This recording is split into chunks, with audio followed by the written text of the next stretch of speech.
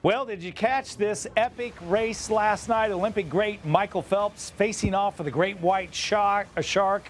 Well, sort of. Phelps lost to the shark only by a couple of seconds, but Phelps didn't actually race against a real shark. In fact, he said that he and the shark were not in the water at the same time during the filming.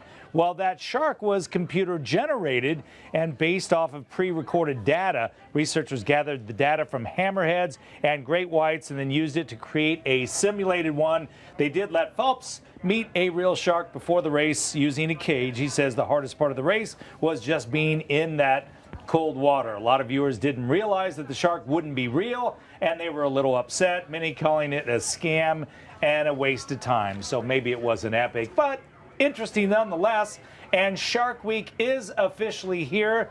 So this Phelps versus shark race begs the question, Dr. Gray Stafford, why are we so fascinated with sharks? Well, I think there are two good reasons. One is, I grew up on the movie Jaws, and much of our perception of sharks are these man-eating automated machines with no feeling, nothing but eating machines. And so I think there's that thrill factor. Why do we go skydiving? Why do we go to roller coasters? There's that thrill factor, right? We're drawn to what we're afraid of. So I think that's a large part of Shark Week and why it's so popular.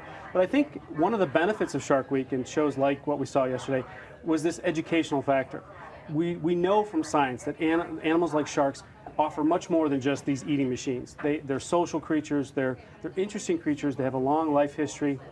And the more we learn about them, I think, the more the motivation for a Shark Week turns from that thrill-seeking to educational.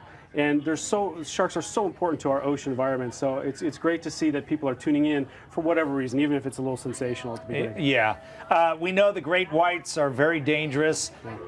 Shark attacks are very rare, but most sharks are harmless, are they not? That is absolutely true. Most sharks, in fact, have their mouths on the bottom of their heads because what they eat are little crustaceans along the sea floor.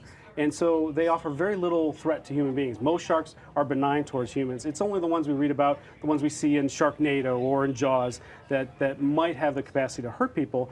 But again, the more we learn about them, the more we understand what their behavior is, when they're feeding, when they're not feeding, the safer it is for them and obviously for us. The attacks are kind of like a plane crash. They don't happen very often, so when they do, you see it everywhere. Same with the shark attack. I mean, you hear one about in Hawaii or wherever, and it's all over the globe. Well, and it's frightening, and they are voracious hunters, the ones that are known to attack humans.